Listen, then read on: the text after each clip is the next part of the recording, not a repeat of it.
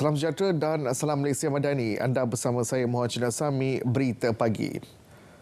Peningkatan kes jangkitan COVID-19 tidak boleh dipandang ringan. Yang di-Pertuan Agong Al-Sultan Abdullah Riayatuddin Al-Mustafa Billah Shah menyiasati rakyat supaya ambil langkah berjaga-jaga dan berdisiplin dalam kawalan kendiri.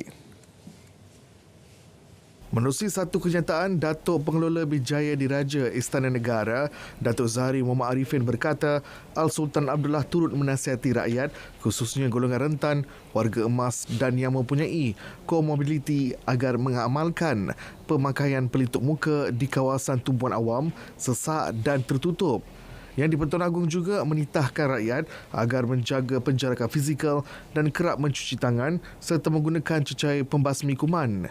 Selain kawalan kendiri itu, individu bergejala disaran mengelakkan 3S iaitu berada di kawasan sesak, sempit dan bersembang jarak dekat sebagai langkah pencegahan dan mengurangkan risiko jangkitan.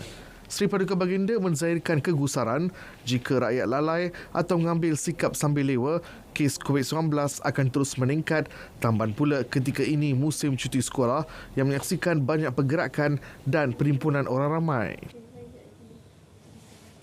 Sementara itu, orang ramai digalak memakai pelitup separuh muka ketika berada di dalam pengangkutan awam. Meskipun pemakaiannya tidak diwajibkan, saranan itu mengambil kira situasi semasa COVID-19 dalam negara. Sebarang dasar berkenaan dengan pemakaian face mask ini hanya boleh ditetapkan oleh Kementerian Kesihatan. Setakat ini tidak ada kewajipan, kita hanya menggalakkan. Jadi itu terpulang kepada penumpang, terpulang kepada orang ramai, tetapi memang pemakaian face mask ini digalakkan.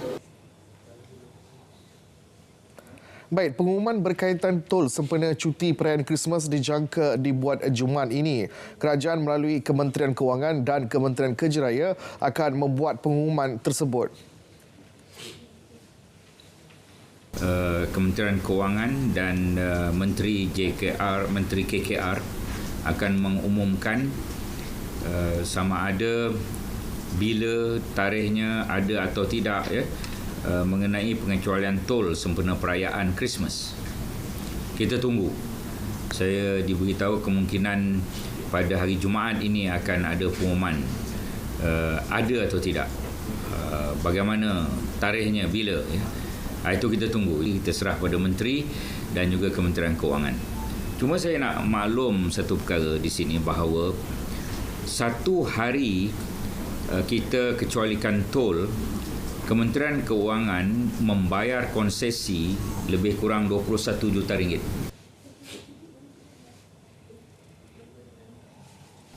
Dan pada itu, 100 poin pengecas kenderaan elektrik EV disasar dibina di lebuh raya Bertol, khususnya di lebuh raya Utara Selatan menjelang 2025. Berarti kita ingin tambah lagi 100 EV charger di lebuh raya Bertol di seluruh Malaysia, yang sekarang ini sudah ada 60. Dan pada ketika yang sama kita juga menerima maklum balas permohonan daripada pengguna di tempat-tempat lebuh raya inilah. Di Jalan Persekutuan mereka tak terlibat, LLM tak terlibat. Yang mereka nak 60 campur 100 ini ialah di 33 kawasan lebuh raya Bertol. Hasil kutipan tabung musaadah JAKIM dan Yayasan Wakaf Malaysia YWM akan diguna untuk membantu membina hospital di Palestin. Menurut Menteri di Jabatan Perdana Menteri Haliwal Agama, Datuk Dr. Muhammad Naim Mokhtar, setakat ini 8.8 juta ringgit berjaya dikumpul menerusi tabung berkenaan. Kita akan buat agihan dan secara apa yang telah dibincangkan oleh Jawatankuasa Agihan ni di peringkat JAKIM dan Yayasan Wakaf Malaysia ini, kita lebih melihat kepada pasca. Mana ada doktor, kita cadangan kita ialah untuk membina hospital, saya ingat membina hospital di Gaza secara khususnya lah. Lepas tu yang kedua ialah Central Kitchen. Yang ni Messenger Kitchen ni dengan harapan untuk kita mengagih-agihkanlah makanan kepada penduduk di Gaza khususnya. Dua misi Malaysia ke Jepun yang diadakan sejak Jun 2023 berjaya meraih potensi pelaburan dan ekspor masing-masing bernilai RM29.6 bilion dan RM2.8 bilion.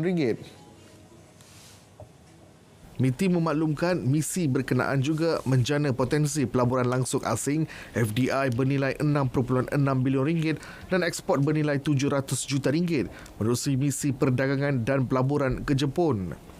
Misi menerusi usaha agensi-agensi MITI, MAIDA dan Matrik telah diadakan serentak dengan sidang kemuncak peringatan ASEAN Jepun dengan delegasi Malaysia diketuai Perdana Menteri.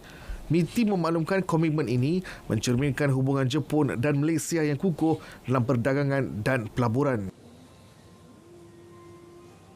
Hubungan dagangan Malaysia dan China mampu dieratkan lagi menerusi rangkaian logistik lebih luas meliputi pengangkutan darat dan laut, khususnya dengan bandaraya Chongqing. Kedua-dua negara mainkan peranan penting sebagai hub logistik termasuk kepada negara ASEAN lain. Chongqing ini merupakan satu pusat yang boleh menghubungkan berpuluh bandaraya di negara China. Jadi ini sudah tentu merupakan satu peluang kepada kita apabila mereka juga berminat untuk mengadakan hubungan perdagangan yang lebih besar dengan negara Malaysia untuk juga menawarkan peluang-peluang kepada syarikat-syarikat Malaysia untuk mengeksport barangan dan juga produk kita ke negara China, ke Chongqing dan juga sebaliknya. Dalam perkembangan berkaitan, Malaysia melalui KTMB sedang merangka hubungan jalan kereta api dari Malaysia ke Laos untuk barangan kargo. Mengangkut barangan, mengangkut kargo dari Malaysia boleh terus sampai ke Laos. Kalau boleh sampai Laos, maksudnya boleh sampai ke China. Sebab Laos dengan China bersempadan. Jadi daripada Malaysia, daripada Port Klang, kita boleh sampai ke Laos melalui Thailand. Ini perlu mengenai kes denggi dalam negara.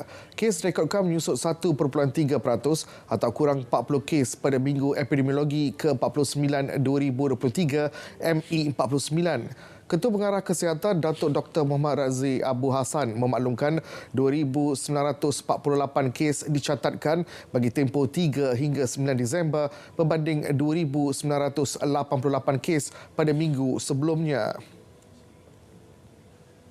Bagi tempoh sama, 3 kes maut direkodkan menjadikan keseluruhan kes kematian setakat ME49 sebanyak 87 berbanding 44 bagi tempoh sama pada tahun 2022. Lewat mendapatkan rawatan segera di fasiliti kesihatan jadi antara faktor utama penyumbang kematian. Setakat ME49, kumulatif kes denggi tahun ini sebanyak 114,365 kes berbanding 60,110 kes bagi tempoh sama tahun lalu, meningkat 90.3%. Bilangan lokaliti hotspot meningkat pada ME49 dengan 101 lokaliti dilaporkan berbanding 95 lokaliti hotspot pada minggu sebelumnya. Tiada rakyat Malaysia dilapor terlibat atau terjejas dalam kejadian gempa bumi di Gansu dan Qinghai, China. Wisma Putra mengesahkan pihaknya akan terus memantau rapat perkembangan terkini bencana itu melalui Konsulat Jeneral Malaysia di Xi'an. Malaysia merakamkan simpati dan takziah kepada rakyat dan Kerajaan Republik Rakyat China serta mangsa dan keluarga yang terjejas akibat bencana itu. Rakyat Malaysia di kawasan terjejas dinasihat supaya sentiasa berwaspada dan mengikuti perkembangan terkini serta nasihat pihak berkuasa tempatan. Selain boleh menghubungi Konsulat Jeneral Malaysia di Xi'an di talian tertera jika memerlukan bantuan. Gempa bumi dengan magnitud 6.2 berlaku pada 11.59 malam 18 Disember itu menjejaskan Gansu dan Qinghai. Menurut pihak berkuasa tempatan, kira-kira 116 maut manakala ratusan yang lain cedera. Baik, dari sungai ke segara, Palestin pasti merdeka. Berita pagi teruskan dengan edisi Sabah.